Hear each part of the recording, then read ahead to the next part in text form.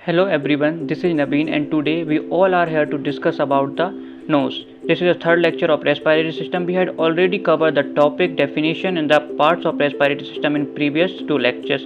So, let's start. We will first discuss about the definition of the nose. So, the nose is the only visible part of our respiratory system that allows air to enter in body. तो knows केवल एक ऐसा part है पूरे respiratory system का जो visible है, visible मतलब हमें दिखाई देता है और अलाउ करता है एयर को बॉडी में एंटर करने के लिए. Then the second one is parts of respiratory system. So the first part of respiratory system is nostrils. Nostrils are the opening of the nasal cavity that are on the face. जो हमें opening दिख रही है respiratory system की face पर, उन्हीं को हम नोस्ट्रिल्स कहते हैं. अब नोस्ट्रिल्स के बीच का जो पार्ट है, जो कि नोस्ट्रिल्स को दो नेजल कैविटीज़ में बांट रहा है, उसे बोला जाता है नेजल सेप्टम या septum. Septum is a bone firm cartilaginous structure that runs down the central of nose. ये नोज की जो सेंट्रल से एक bone firm cartilaginous structure, bones और कार्टिलेज का कॉम्बिनेशन जो एक जा रहा है, उसे सेप्टम बोला जाता है. Then the third one is nasal cavities. अब सेप्टम ने नोज को जिन दो पार्ट्स में डिवाइड किया है उन्हें बोलेंगे नेजल कैविटीज. तो nasal cavities, there are two nasal cavities, the right and the left one. Right side में राइट एंड द लेफ्ट में left one. From where air flow in and out.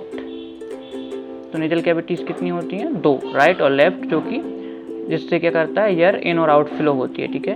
And the fourth one is hair and cilia. यानी parts नहीं, इनको structures बोल सकते हैं जो respiratory system में हमारे या नोज में प्रेजेंट हैं. तो हेयर्स एंड सीलियास जो रहते हैं, तो ये क्या करते हैं? Trap dust particles and move them towards nostrils. ये डस्ट पार्टिकल्स है जो एलर्जेंस हमारे एयर के साथ में हम इनहेल कर रहे हैं, उन्हें क्या करते हैं? ट्रैप कर लेते हैं और इन्हें मूव करते हैं नोस्ट्रिल्स के साइड में, जहाँ से from where they can be wiped out, जहाँ से हम उसे स्नीजिंग से विप्ड आउट कर देते हैं. पांचवा आता है हमारा नर्व सेल्स. नर्व सेल्स में ऑल्फैक्टरी नर्व्स यहाँ पे प्रेजेंट होती हैं, जो कि सेंस करती है स्मेल को. डिफरेंट टाइप का यूज स्मेल्स को सेंस करने के लिए ऑल्फैक्टरी रिसेप्टर्स या ऑल्फैक्टरी नर्व सेल्स यहाँ पे प्रेजेंट होती है.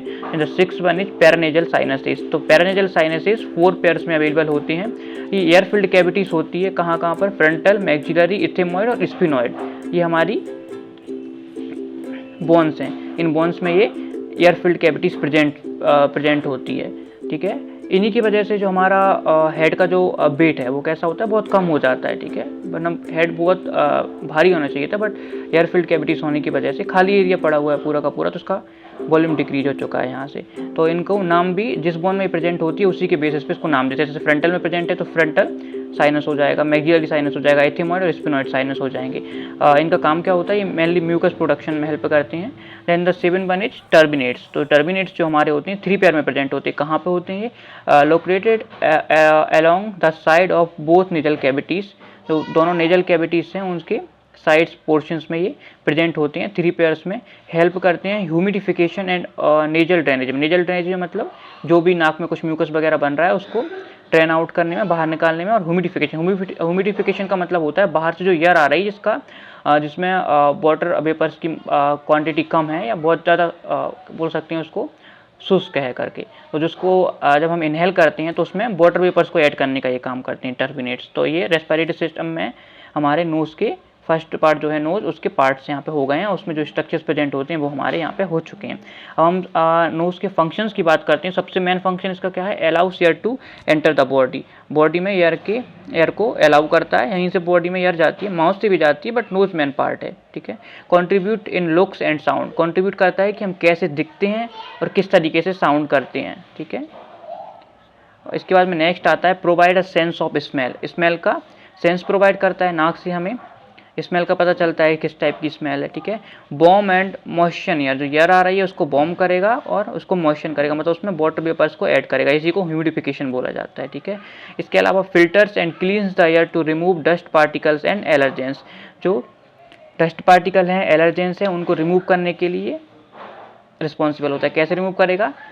जो हमारे हेयर्स और सीलियास हैं और यहाँ पे जो म्यूकस बन रहा है उसके अंदर, उसमें उसको ट्रैप करेगा और हेयर्स और सीलियास की मदद से कहाँ पे लेके आएगा, वन डायरेक्शन में नोस्ट्रिल की तरफ मूव करेगा, जहाँ से विप्ड आउट हो जाएंगे। ठीक है, अब इसके बाद में हम नोज से रिलेटेड डिसऑर्डर्स की बात करते हैं। तो इसमें एलर्जिक रेनाइटिस, जो कि एलर्जीज होती हैं डिफरेंट डिफरेंट टाइप की, वो इसमें आ जाती है।